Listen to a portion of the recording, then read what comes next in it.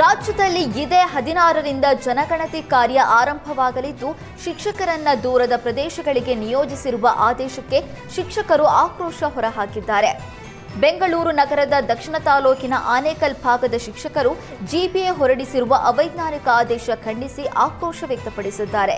ಈಗಾಗಲೇ ಜನಗಣತಿ ಕಾರ್ಯಕ್ಕಾಗಿ ಸರ್ಕಾರಿ ನೌಕರರನ್ನ ನಿಯೋಜನೆ ಮಾಡಲಾಗಿದ್ರೂ ಕೂಡ ಕೆಲಸ ಮಾಡುವ ಸ್ಥಳವನ್ನ ಬಿಟ್ಟು 50ರಿಂದ 60 ಕಿಲೋಮೀಟರ್ ದೂರದ ಪ್ರದೇಶಗಳಿಗೆ ಶಿಕ್ಷಕರನ್ನ ಕಳುಹಿಸುವ ನಿರ್ಧಾರ ಖಂಡಿಸಿದ್ದಾರೆ. ನಾವು ಕೆಲಸ ಮಾಡ್ತಾ ಇರುವ ಸ್ಥಳದಲ್ಲಿ ಜನಗಣತಿ ಮಾಡೋದಕ್ಕೆ ಅವಕಾಶ ನೀಡಬೇಕು. ದೂರದ ಕಡೆಗಳಿಗೆ ನಿಯೋಜನೆ ಮಾಡಿದ್ರೆ ನಮ್ಮ ದೈನಂದಿನ ಕಾರ್ಯಗಳನ್ನು ಹೇಗೆ ನಿರ್ವಹಿಸಬೇಕು ಅಂತ ಶಿಕ್ಷಕರು ಪ್ರಶ್ನಿಸಿದ್ದಾರೆ.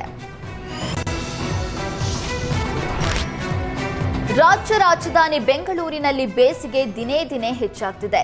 ಈ ವರ್ಷದಲ್ಲೇ ಗರಿಷ್ಠ ತಾಪಮಾನ ದಾಖಲಾಗಿರೋದು ಜನರಲ್ಲಿ ಆತಂಕ ಮೂಡಿಸಿದೆ.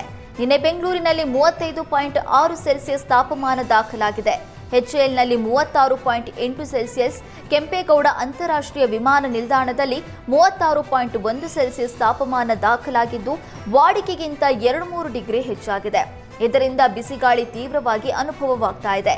ಇನ್ನು 1 ತಿಂಗಳ ಕಾಲ ಇದೇ ಮಾದರಿಯ ಬಿಸಿಲು ಮುಂದುವರಿಯುವ ಸಾಧ್ಯತೆ ಇದೆ ಅಂತ ಹವಾಮಾನ ತಜ್ಞ ಶ್ರೀನಿವಾಸ್ ರೆಡ್ಡಿ ತಿಳಿಸಿದ್ದಾರೆ.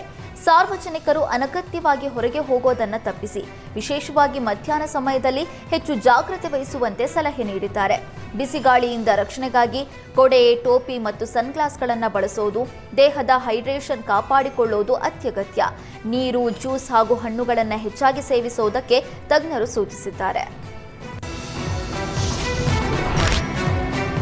ಶಿಕ್ಷಕಿಯೊಬ್ಬರಿಗೆ ಲೈಂಗಿಕ ಕಿರುಕುಳ, ಬ್ಲಾಕ್ಮೇಲ್ ನಡೆಸಿದ ವ್ಯಕ್ತಿಯೋರ್ವ ಆತ್ಮಹತ್ಯೆಗೆ ಯತ್ನಿಸಿದ ಘಟನೆ ಬೆಳಕಿಗೆ ಬಂದಿದೆ. ಬೆಂಗಳೂರು ಎಲೆಕ್ಟ್ರಾನಿಕ್ ಸಿಟಿ ಪೊಲೀಸ್ ಠಾಣಾ ವ್ಯಾಪ್ತಿಯಲ್ಲಿ ನಡೆದ ಘಟನೆ ತಡವಾಗಿ ಬೆಳಕಿಗೆ ಬಂದಿದೆ. ಪುಟ್ಟಪರ್ತಿ ಮೂಲದ ಅರ್ಷದ್ ಎಂಬಾತ ವರ್ಷದ ಹಿಂದೆ ವಾಟ್ಸ್ಆಪ್ ಮೂಲಕ ಶಿಕ್ಷಕಿಗೆ ತಾನು ಕ್ಲಾಸ್ಮೇಟ್ ಅಂತ ಪರಿಚಯಿಸಿಕೊಂಡಿದ್ದ. ಆತನ ಮಾತು ನಂಬಿ ಶಿಕ್ಷಕಿ ಚಾಟಿಂಗ್ ಮುಂದುವರೆಸಿದ್ದಾರೆ.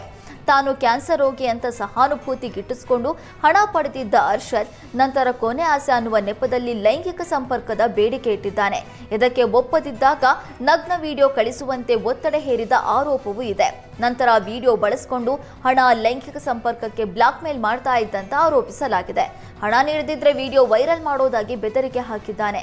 ಈ ಕುರಿತು ಶಿಕ್ಷಕಿ ಸ್ನೇಹಿತರಿಗೆ ವಿಷಯ ತಿಳಿಸಿದ್ದು, ಸ್ನೇಹಿತರ ಸಹಾಯದೊಂದಿಗೆ ಆರೋಪಿಯನ್ನ ಬೆಂಗಳೂರಿಗೆ ಕರೆಸಿ ಪೊಲೀಸ್ ಠಾಣೆಗೆ ಕರೆದೊಯ್ಯಲಾಗಿದೆ. ಈ ವೇಳೆ ಆತ ದೂರು ನೀಡದಂತೆ ಮನವಿ ಮಾಡಿಕೊಂಡಿದ್ದಾನೆ.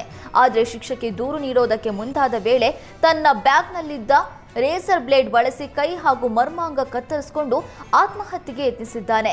ತಕ್ಷಣವೇ ಎಚ್ಚೆತ್ತ ಪೊಲೀಸರು ಆರೋಪಿಯನ್ನ ರಕ್ಷಿಸಿ ಆಸ್ಪತ್ರೆಗೆ ದಾಖಲಿಸಿದ್ದಾರೆ. ಚಿಕಿತ್ಸೆ ನಂತರ ಎಲೆಕ್ಟ್ರಾನಿಕ್ ಸಿಟಿ ಪೊಲೀಸರು ಪ್ರಕರಣ ದಾಖಲಿಸಿಕೊಂಡು ಮುಂದಿನ ತನಿಖೆ ನಡೆಸ್ತಾ ಇದ್ದಾರೆ.